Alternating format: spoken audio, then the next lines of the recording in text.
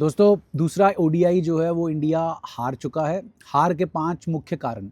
सबसे पहला कारण हमारा जो टॉप ऑर्डर है वो सेट होने के बाद भी बड़ा स्कोर नहीं कन्वर्ट कर पाया, सिवाय कप्तान शुभमन गिल के, और वो भी 56 पे आउट हो गए। सोशल मीडिया पे भी चल रहा है जो हमारे ऊपर के 3 प्लेयर्स आउट हुए हैं, ऐसा ही पैटर्न हमें देखने को मिला था 19 नवंबर 2023 को। गिल पुल मारते हुए, रोहित शर्मा स्वीपर कवर के ऊपर कैच पकड़ लेते हुए, और कोहली साहब बोल्ड होते हुए, 2 ही बार बोल्ड हुए थे।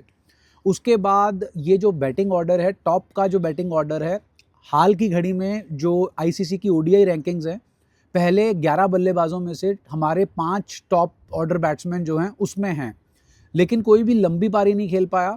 और इसकी वजह थी जो न्यूजीलैंड की बॉलिंग थी, पेस बॉलिंग जो थी, उन्होंने तो जो उनके पेसर्स थे सबने 7-7 और 7.4 के रन रेट से जो है वो बॉलिंग की, लेकिन उन्होंने 5 विकेटें निकाली। श्रेयस अय्यर भी एनफोर्स करने के चक्कर में आउट हुए, और जो उनका डिसिप्लिन था वो दिख रहा था। जो बहुत ही बड़ा की फैक्टर था ना, वो था उनके स्पिनर्स। 23 ओवर्स में 89 रन्स दिए हैं सिर्फ उनके स्पिनर्स ने, और विकेटें भी निकाली हैं। जबकि भारतीय स्पिनर्स जो थे 18 ओवर में 100 से ज़्यादा रन जो है लुटाकर आए, जिसमें कुलदीप को 82 रन्स पड़े और जड्डू को आई थिंक 44 रन्स पड़े हैं।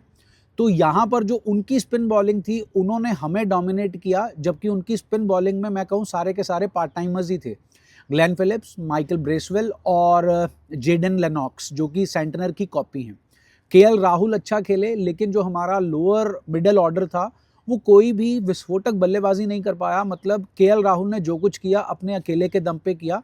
8वीं जो है उन्होंने सेंचुरी मारी, लेकिन उनका साथ नहीं मिला उन्हें। जड्डू जो है वो एक इम्पॉर्टेंट फैक्टर बनते जा रहे हैं भारत की नाकामयाबी में। बॉलिंग में भी कुछ खास नहीं हुआ, कोई विकेट नहीं आई, और वो उनके पास एक सुनहरी मौका था अपने आप को प्रूव करने का, जो कि वो नहीं कर पाए। फिर बात करते हैं न्यूजीलैंड की बैटिंग की। हमारे पेसर्स ने 10 ओवर में 34 रन दिए थे, एक विकेट भी थी।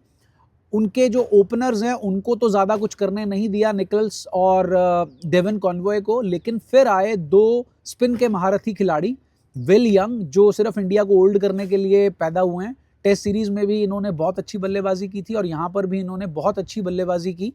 और डैरिल मिचेल, जितना कम बोला जाए उतना बढ़िया है, वो थे हमारी हार के सबसे मेन कारण।